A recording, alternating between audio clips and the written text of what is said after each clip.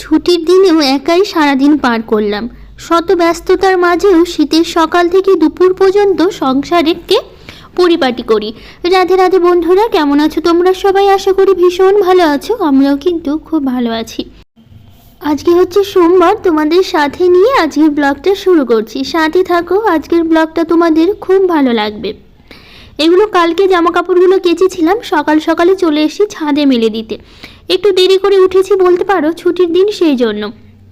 কোনো তাড়াহুড়ো নেই, আজকে রান্নাবাড়িও সেরকম নেই, যেহেতু কী জন্য সেটা আমরা পরে তোমাদের বলছি। সেই জন্য অনেকটা দেরি করে উঠেছি। উঠে তারপরে কাজকর্ম করলাম। আগে ছাদে গেলাম, গিয়ে তারপরে কালকে যে সোয়েটারগুলো কেচে দিয়েছিলাম, যেহেতু ভালোই কালকে থেকে রোদটা উঠেছে আমাদের এই দিকটা, বেশ ভালোই, অনেক দিন পর এত সুন্দর রোদ দিয়েছে। মোটামুটি মাসখানেক এভাবেই গেল যে রোদ নেই সেরকমভাবে, হালকা হালকা রোদে। তো কালকে তো অনেকগুলো জামা কাপড় কেচেছিলাম, সবগুলোই মোটামুটি শুকিয়ে গেছিলো। শুধু এই কয়েকটা সোয়েটারই বাকি ছিল, হালকা একটু ভেজা ছিল। তো সেই জন্য আজকে একদম সকাল সকালই ছাদে দিয়ে দিয়েছি, যাতে তাড়াতাড়ি শুকিয়ে যেতে পারে, একদমই সময় না লাগে সেই কারণে।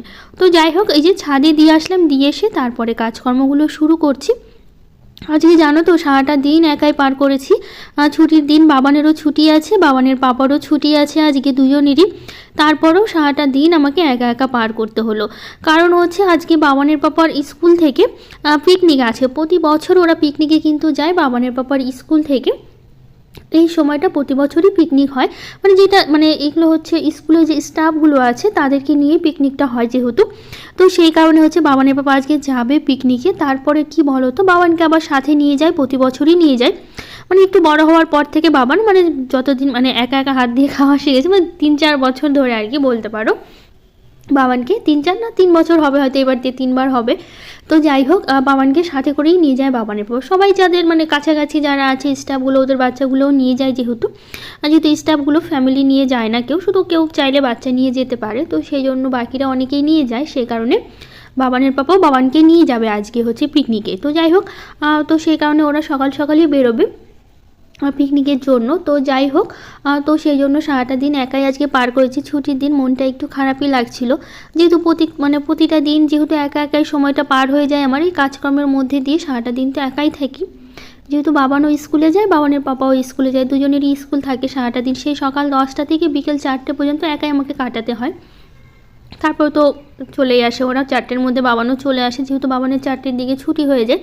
তারপরে চলে আসে 4টের একটু পরে, 4:10-15 এরকমের মধ্যে চলে আসে বাবানের বাবা দুজনে। আমি তো বেশিরভাগ সময় বাবানকে আনতে যাই, কিন্তু এখন অনেক দিন ধরে বেশ বলতে পারো বাবানকে আমাকে স্কুলে আনতে যেতে হয় না, কারণ বাবানের ওই টাইমে বাবানের পাপার ওই টাইমটাই ছুটি হয়ে যায়। সে কারণে আসার পথে বাবানকে নিয়ে আসে, যেহেতু যাওয়ার সময় একই সাথে যায়, একই রাস্তায় বাবানের স্কুল পড়ে যেহেতু। সেই জন্য বাবানের স্কুলে যেহেতু কাছে, বাবানের পর স্কুলটা অনেকটাই দূরে পড়ে। তো সেই জন্য বাবানকে স্কুলে দিয়ে বাবানের পাপা স্কুলে চলে যায়। আর ছুটির সময় তো আমি গিয়ে নিয়ে আসি, যেহেতু এই টাইমটা হচ্ছে তাড়াতাড়ি ছুটি হয়ে যাচ্ছে বাবানের পাপার।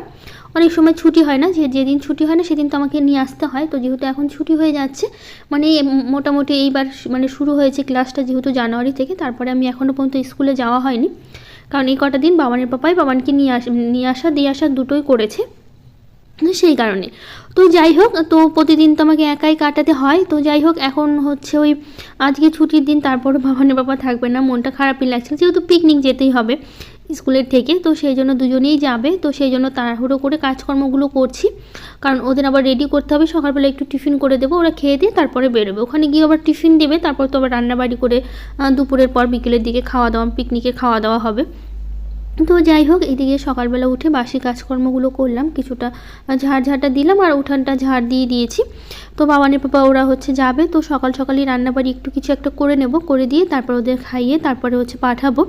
তো কয়েকটা জামা কাপড় আছে, এগুলো যে কালকে কেচেছিলাম বললাম না, তুলে নিয়ে এসেছি বিকেল করে, তুলে এনে আর গোছাইনি। আমার তো সেই তুলে এনে কখনো জামা কাপড় গোছানোই হয় না পরের দিন ছাড়া, এনেই আমি জড়ো করে রেখে দিই, যাই না কেন তখন আমার ইচ্ছেই হয় না গোছাতে।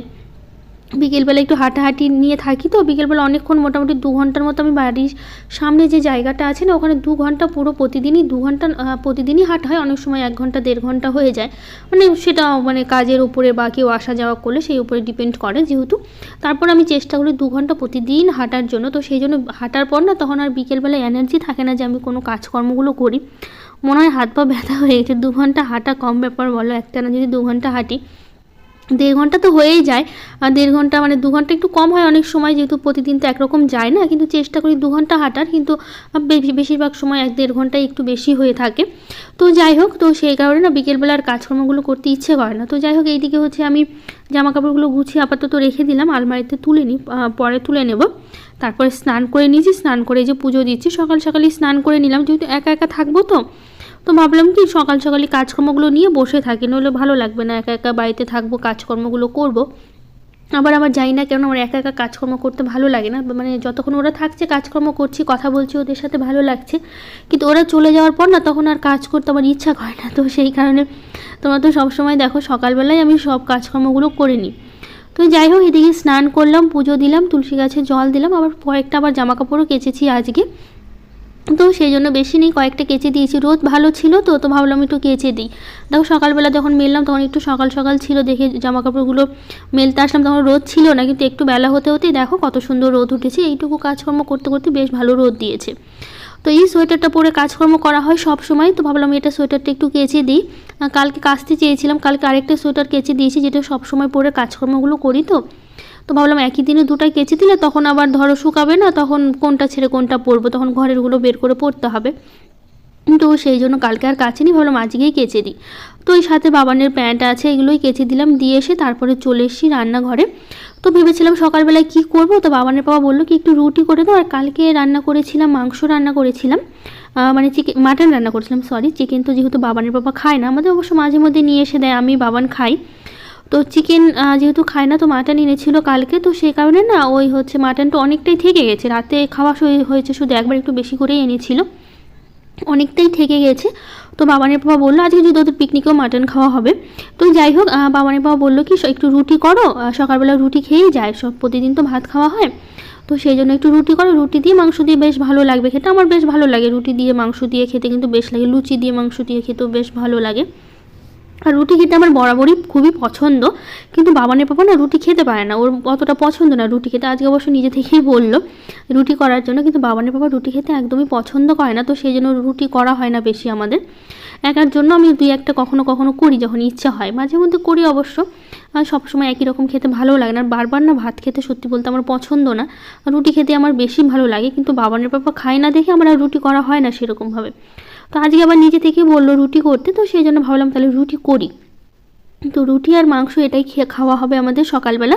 আর কালকে রাত্রেবেলা একটু ভাত করেছিলাম না, রাত্রেবেলা মাংস আর ভাত করেছিলাম, তো একটু ভাত না থেকে গেছে, মানে একজনের আমার বেশ হয়ে যাবে সুন্দর করে, তো সেই জন্য ভাবলাম কি তাহলে সকালবেলাটা রুটি করি, রুটি খাওয়া হোক, তারপরে দুপুরবেলা যেহেতু একটু ভাত আছে ওই ভাতটা গরম করে নেবো, আর একটু মাংসের ঝোল রেখে দেবো।